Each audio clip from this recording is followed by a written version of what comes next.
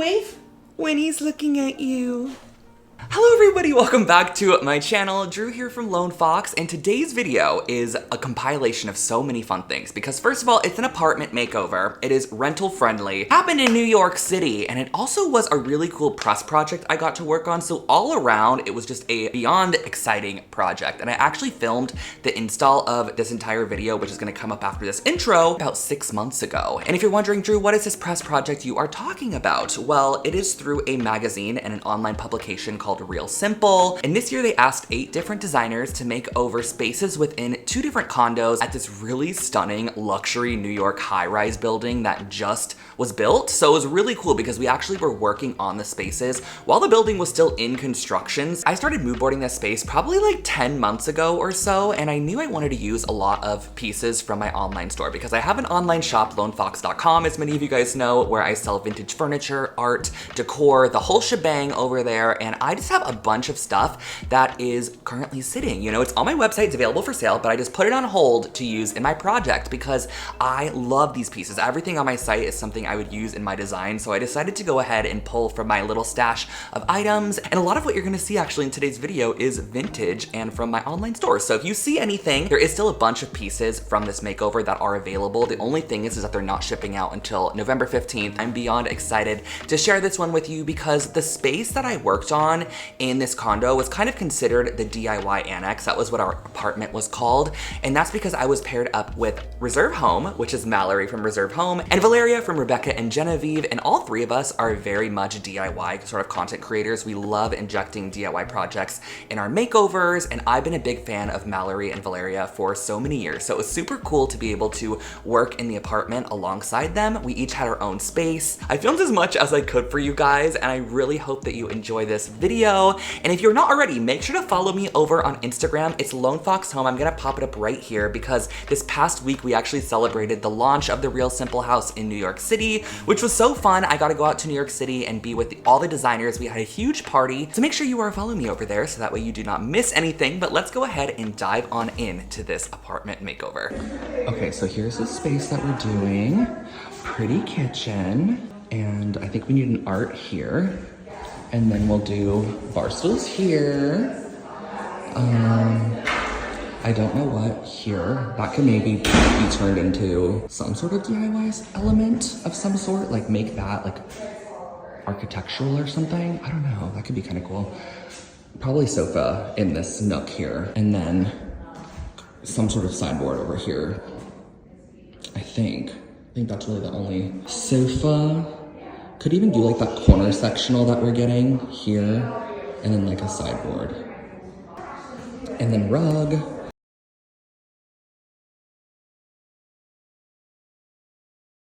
So on day 1, I was actually planning on heading over here early and I was gonna film my before clips on the camera so I had some good quality clips to share with you. But when I walked into the apartment, there was actually already furniture in here. There was a rug rolled out on the ground and I was like, okay, I guess we are getting started right away. And that is essentially what happened. So on the first day, Real Simple hired a moving company that brought up all 8 designers' items to the 2 different condos that we were working on, and they were bringing them in randomly throughout the day. So as pieces would show up, and this was the only space I had to work with. I did not have like a storage room or any other area I was able to put furniture, so I really wanted to kind of get an idea for where the pieces were going, so I didn't have to move them more than a couple of times. However, I'll say that I did not make a technical floor plan, which is probably something that I should have done. That's what any actual designer would probably do, but I decided to bring a bunch of pieces that I knew would work in the space and then arrange them when I got there because I really didn't know if I wanted the chairs in front of the window, if I wanted the day bed in front of the window, if I wanted the sofa in front of the window, but I did know that they would all work together. So I brought them all, and these are all pieces that I have sourced probably over the past year or so for my online store, and I just put them on hold quickly because, you know, I was like, these are gonna go to the New York project. I think that they'll be so cool in this space. And I have to say, all of these tones and textures are instantly warming up this apartment because it definitely was like a cold box apartment before. It was a stark white. I had it painted a cream color. This is Quill by Valspar. I'll put it on the screen for you. And I opted for this cream color because honestly, I was playing it safe. I had had not seen the space before I had it painted, and they emailed one day and said, what color would you like to paint your room? And I said, I have no idea. Why don't we just opt for the safe option called Quill? And that's what I did. And it's a nice kind of like warm cream, and it adds a little bit of warmth to the room. And I also feel like our layout is looking so good so far. I love the daybed in front of the window as well. I feel like that was a great move.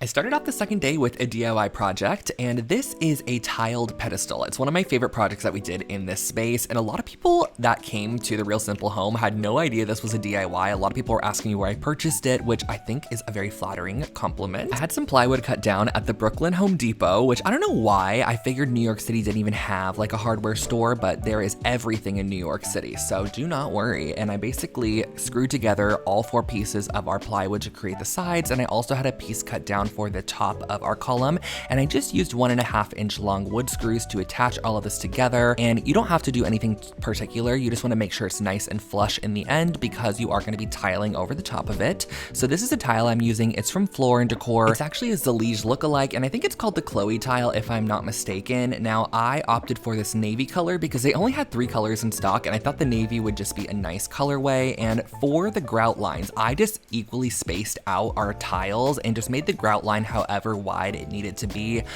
I kind of just went with it. I didn't want to have to cut down the wood to be any particular size or anything. I did have some initial measurements when I did have the wood cut, but of course I didn't know how thick the grout lines were going to be exactly, so I just sort of evenly spaced them out and figured if they're wider than what I expected, that's totally fine. We're going to make it work in the end because I am going to be grouting this a tonal grout tone. If you're doing a contrast grout, that's where you might want to be a little bit more particular, but I got a navy toned grout as well, and this is a pre-mixed grout, which you can also get at Floor & Decor. I just got 1 bucket of this and a little trowel that I can just put this on. And on the corners there, as you can see, you just kind of have to scrape the grout into the corner, and it just sort of creates a beveled corner in the end. I'm not going to make it a perfect square, it's just going to be beveled. The grouting definitely is the most satisfying part, so I went through and grouted all of it, and I don't know if you noticed, but I actually used the Gorilla Glue adhesive, like that construction adhesive, to glue down my tiles as opposed to a mortar, because I knew the mortar would probably slip as it was upright and I was placing the tiles on, and I also just wanted something that would dry a lot quicker, and I knew the Gorilla Glue adhesive would just work really well for this project. So after 20 minutes of the grout sitting, I went through with a sponge, cleaned off all the extra, and that is how I created this tile pedestal. Now it's time for us to hang up some curtains, which I got these from 2 Pages. I'm so grateful. I love, love, love my 2 Pages curtains. They're in my entire home. They kindly gifted these for this project, and I got these incredible red 2 Pages curtains, and also these shears, which are so stunning. I'll link the proper ones below that I got if you're curious. I got a set of shears, then I also got a set of red panels, these linen panels. Now I ordered them too short, which was totally my fault. We could pick it out on like the blue or something and see. It would just have a raw edge on the bottom.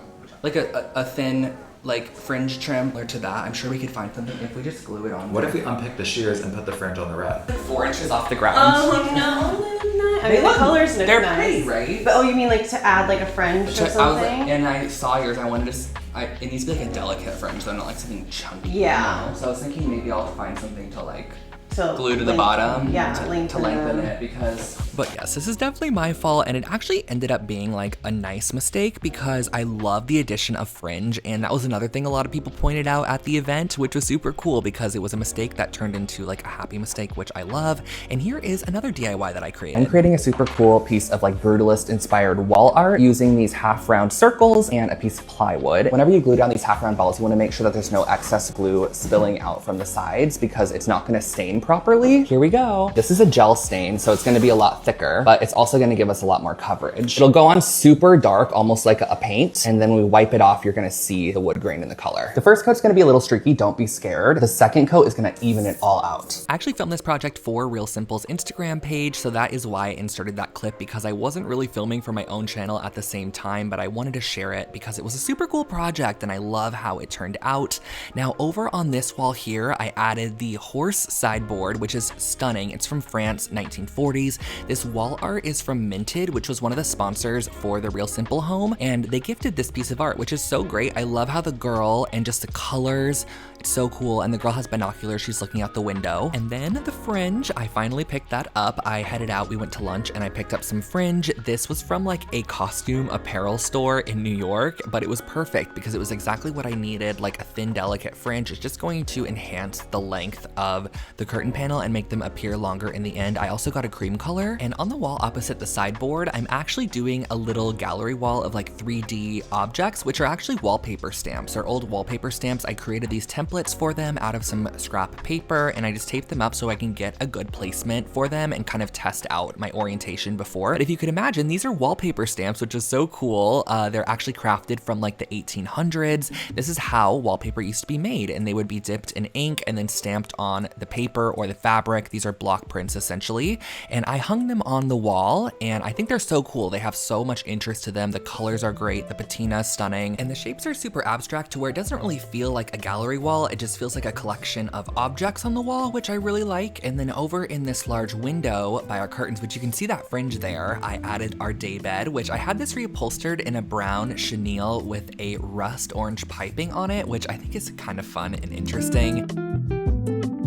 On our pedestal, I added this black vase. I got this at CB2. I went shopping around the city really quick and found a few objects. This was from CB2, got some branches from West Elm, and also a park right outside the house. I found these Tom Green torch cut inspired sconces at a flea market a while back, and I was keeping them for myself, but I never ended up finding a spot for them. So I ended up bringing them to this project, and we didn't really have to hardwire them into the wall since they are not being full on hardwired into the space. It's just more visual for the time being. So I just popped those on the wall, and then we had a few additional kind of elements like that little stool on the ground, that candle holder, added our brutalist wall art, which I went out and got some wood that we framed it in and then stained that the same exact color. And my finishing touches before sharing with you guys the reveal of this project are just a couple pillows and coffee table decor, and this is how this apartment was transformed.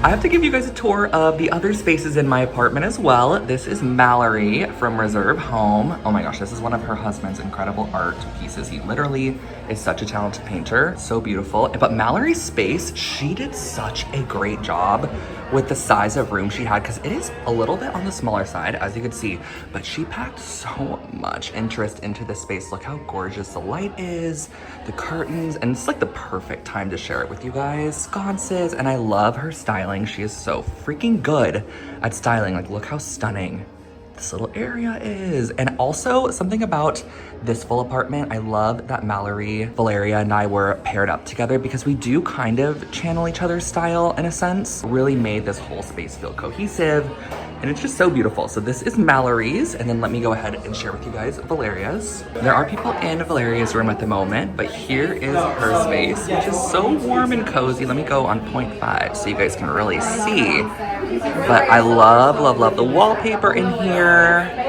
the dresser, the warmth of the wood, and just her styling is so, so good. I also love this oil painting. It's so beautiful. Here I am, hey, with the wine glass.